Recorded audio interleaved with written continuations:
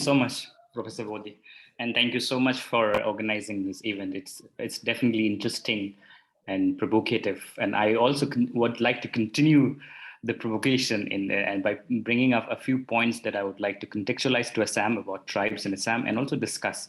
These are not prescriptive in nature. These are more of a topics that's sociological in nature, where we kind of critique the society and we try to put tribes in the Assamese nation state framework. I think I start off with laying down 2 points that I think the topic today, to me, feels a little bit of like a contradiction in the sense that there is, all of us know that there are two kinds of states. One is the modern nation states. By modern, I don't mean necessarily that they're more modern, but more in terms of democratic natures and a state created through elections and other things. And then there are tribal states, nations, and both of them are constantly conflicting with each other. So this concept. So and the coexistence is a continuous negotiations, but they're about it's always as a negotiation and survival and the amplification of one form of states kind of depends on erasure of the other. So and it's most of the times the nation states that's present. Second, I think this was also done by anthropologists, and this was done sometimes perpetuated by sociologists and sometimes by our intellectuals from our own communities also sometimes, where we end up seeing tribal societies as static communities, no?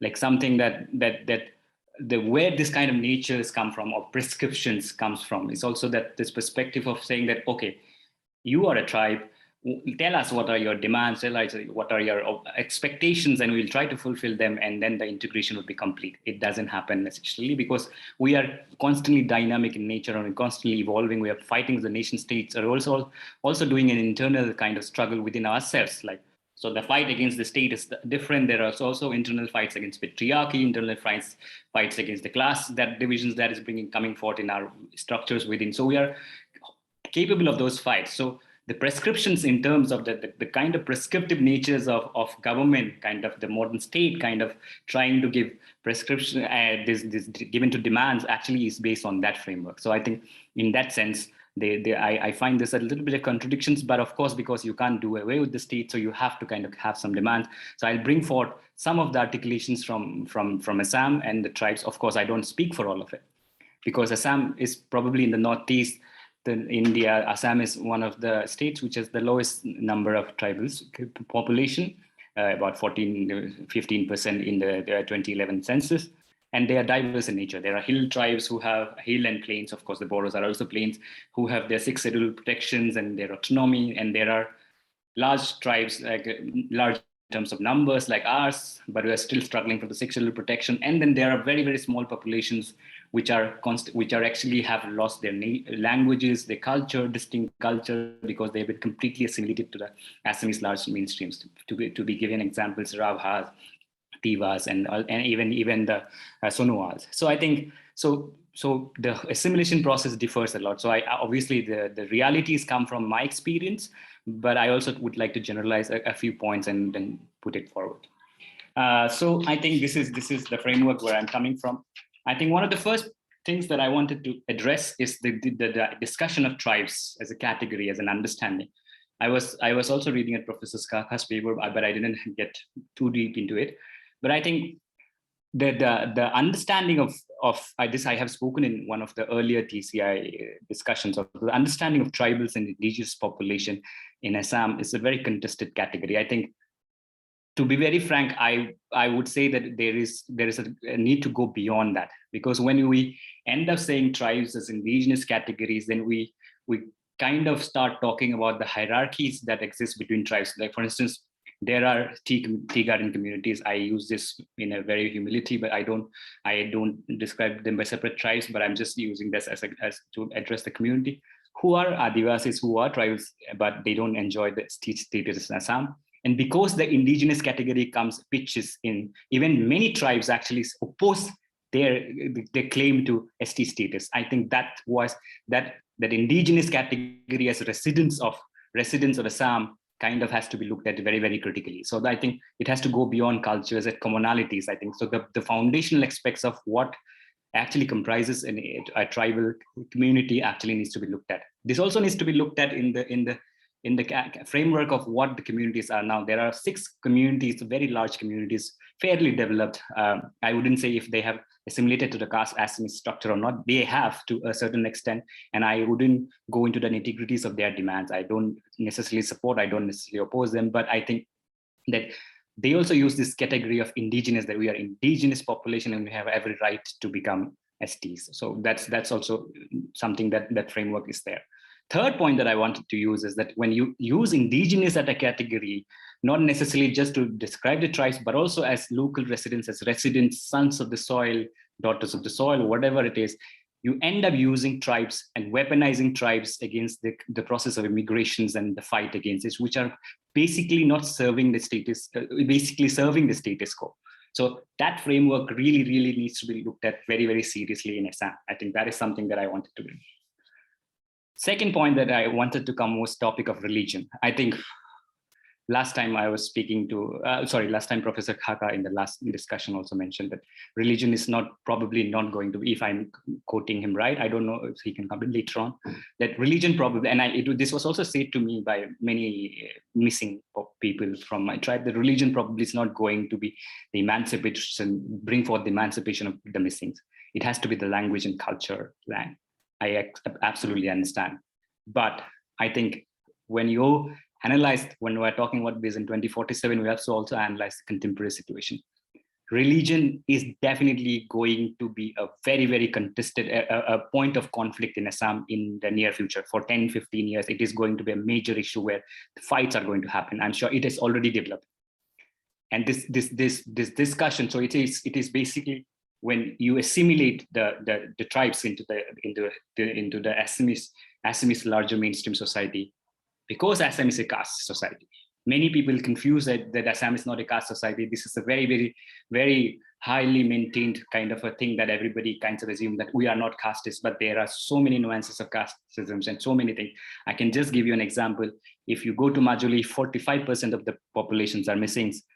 The Sotros, the ones founded by Shankardeva, now the Damodar Deva, who followed Damodar Deva rituals, became castes, and they actually assimilate. When you bring forth the missing societies into them, they are always called Banwasis or the Assamese or the lowest rung in the caste. So you are brought into caste. So we have to, no matter what, when we understand the Assamese society and place the tribes in that, we have to talk about religion as a point of conflict, a caste system as a point of conflict. And it is very, very important that we discuss about this. And there is, so coming, if I go to a prescriptive demand, then, and also then, and again, try to bring all the internal contradictions also. The internal contradictions is also that when I articulate this demand, I would like to say that there should be a category for the religion and the belief systems of the tribes in the census first. Second, there should be a differentiation of this belief system from the Hindu society.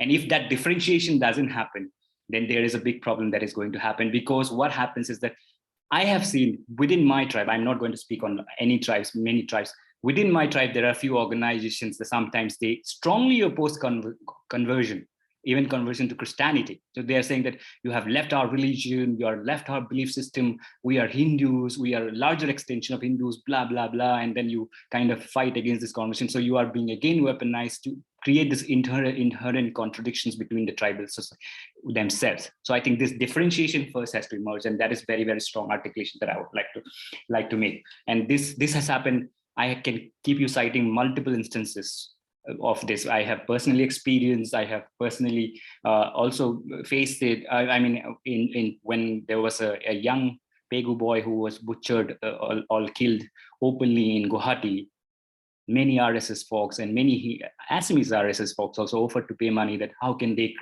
kill an indigenous people, because the ones who the perpetrators belong to a Muslim community. So obviously it flared up, and they said, well, our Banwasi youth has been killed. So you actually automatically start labeling the tribes because you're bringing them forth into the Hindu society that they are Banwasis and all.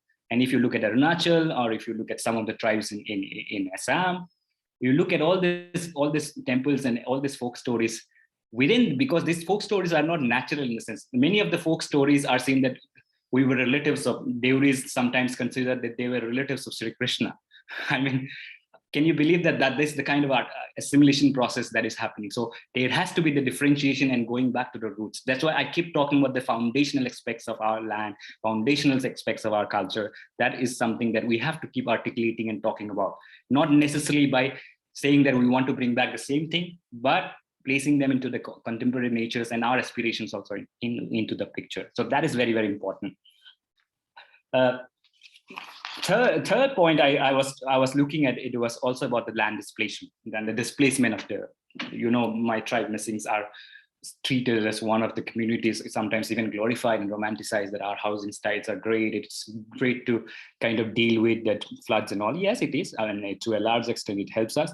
But I think we have to go beyond that also. So like, for instance, if I tell you an example of my own community again, it's been over a year that Laikha Dodia people there are two villages in called Laikha Dodia in the Dibrugarh area. So they're the Dibrugarh and Tinsukia. So they are 5 villages actually. People of them have been kind of protesting for land, because what happens after the 1950 earthquake, they were brought into the Dibrugarh reserve forest. That was the reserve forest at that time, and they were kind of rehabilitated there. In 86, it became a sanctuary without consultation. In 97, it became a national park. So automatically an entire population of 10,000 people or 15,000 people automatically became illegal. Nothing, no roads, no school, no government, no PDS scheme, nothing. And this is a kind of a suspended citizenship category of tribes, quote unquote, indigenous people. Again, I'm saying it's so the displacement happens from floods. So there's a need to talk about climate refugees, how we are becoming. This displacement happens from extractive capitalism, the capitalist model of minings, which is happening there. You can see what will happen to Arunachal when the dams are being planned, what is happening in Gerukhamuk, in the region in Assam Arunachal border, in Gogamuk district, where I am also from, sorry, Dhemaji district in Gogamuk area, where I am from also. And then what will happen with the fortress conservation. Now, the fortress conservation in Kaziranga, that one of our own juniors and one of our students, DTSW students, Pranab Dole, has been constantly fighting against this fortress conservation and this effect of the relationship where tribes who have been historically have sustainable relationship with forest and nature has been now suddenly treated as poachers, as illegals, as people who don't understand conservation. I mean, so when you are rehabilitating people in the reserve forest, they have taken over the reserve forest, they have taken over it, they have cared for it, they have developed a relationship with it, but suddenly you are seen as encroachers. So the tribes are now no longer just tribes, they are seen as encroachers when you put them under the capitalist, extractive capitalism model. So when your floods is being erosions, then you are encroacher. Let's put this into, again, I bring back again the Majuli. Let's put into the category of Majuli. Majuli, the most of the displaced population is Missings and other tribes because they live on the riverbank. But you compare with the ownership of land by the Kshatras, they own lakhs and lakhs of bighas. Every Satra owns lakhs and lakhs of bighas. And they were given by the kings. And from the kings, the current state now taxes revenue and gives it to them.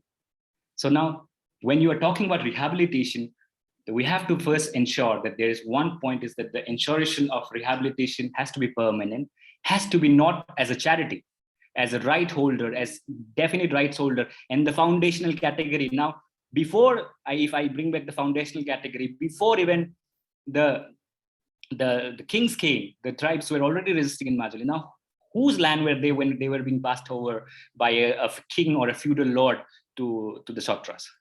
So you have to talk. So they are the rightful owners, the foundational aspects, and you have to give them rehabilitation. You cannot keep shifting them from one reserve forest to another reserve. Look at any rehabilitation that is happening in Assam. Every time a community raises a question, if it is a tribal community, you are being pushed from one reserve forest to another reserve forest. And the civil society are constantly fighting. We have to conserve this nature. We have to fortify this nature because nature is beautiful, blah, blah, blah, romanticize it. And then you kind of create so much of a peer pressure by the middle class and the elite class that you end up treating tribes as encroachers. So this is something that when you talk about rehabilitation, there has to be systematic land patta systems given to tribes. There has to be systematic rehabilitation, not being pushed from one reserve forest to another reserve forest. And this is happening as the rightful owner. One more on the land perspective is that with this government and this governments before this in Assam, there has been a systematic erosions of tribal belts. So we have to kind of talk about the tribal belts also. So now, because the six schedule protection categories have already have protections, but for people who do not have six schedule protection, tribal belts can kind of serve as a purpose to kind of gain land ownership and have a land rights. So now what has happened? There has been a systematic erosion of it. If you look at Dispur was created after certain changes were made to a tribal land area, because earlier technically it was a tribal lands.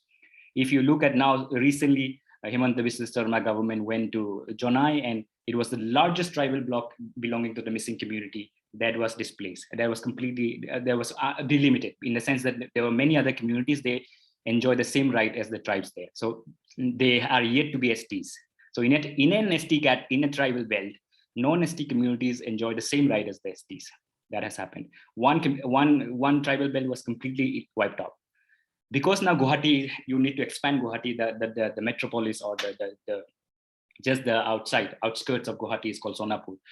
There has been systematic wages and systematic war or battle to try and change the law. And I think they already did change the law that where Sonapur tribal belt can be, the deputy commissioner can just give permission that, okay, if I feel so, then I can just delimit this and you can have a industrial area or something else there. So basically, the tribal belt, what should happen, what consultation should happen, you can bypass this consultation. So that is a systematic erosion of that. So I think that has to be brought in if we are talking about Vision 2047, that such structures, such procedures cannot happen without consultation. Basically, we have to pinpoint the perspective that nothing about us without us, actually. So that there has to be no, without tribal consultation of the people, there cannot be anything that should be happening.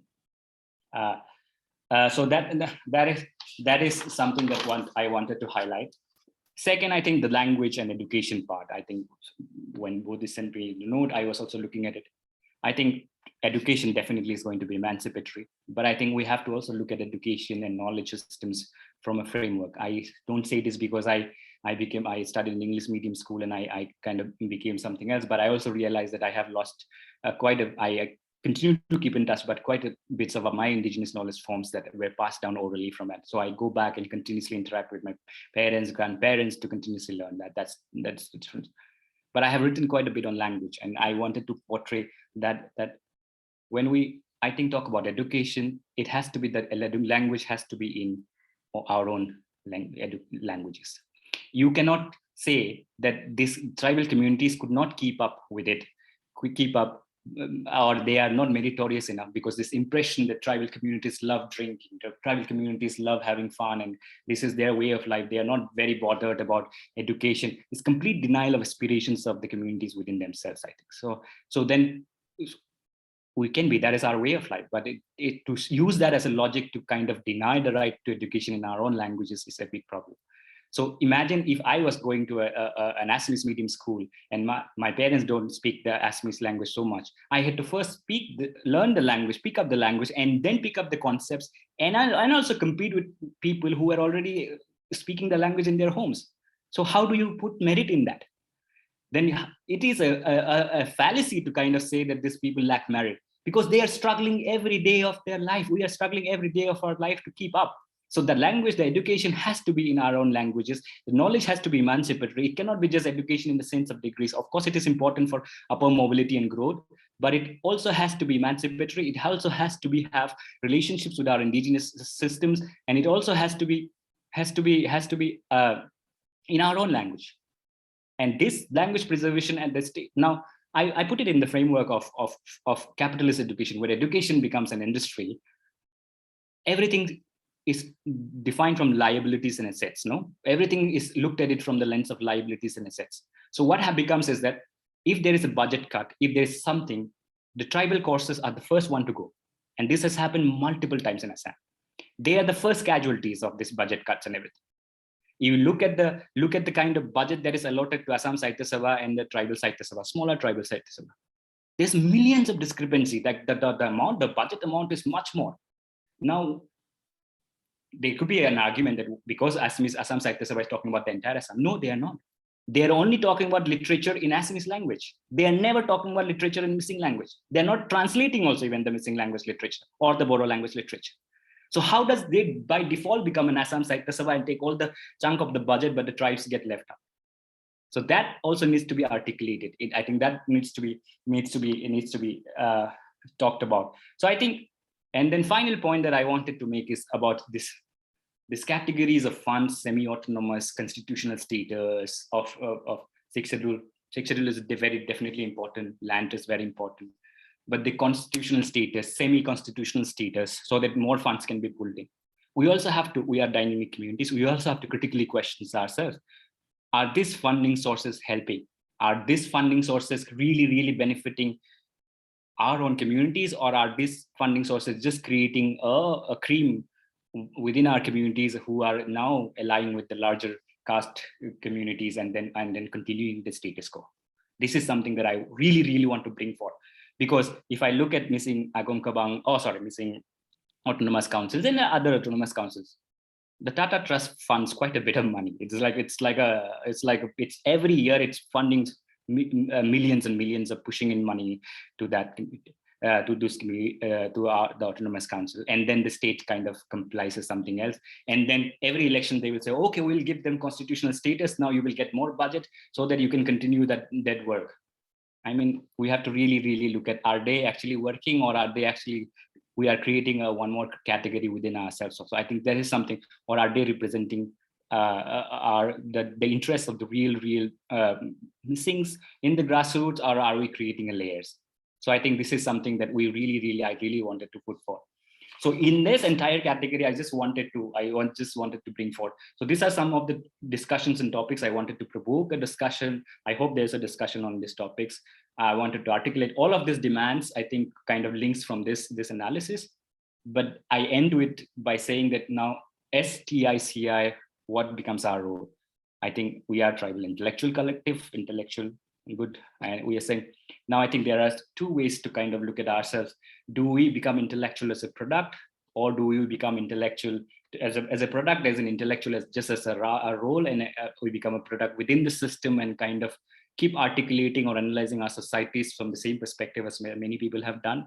Should we commit the same mistake, or should we really talk about emancipation and talk about the processes leading to those demands and processes leading to this kind of articulations? I think that is something that I'm really happy. I'm actually glad that I can confidently say we are not the former, we are the latter.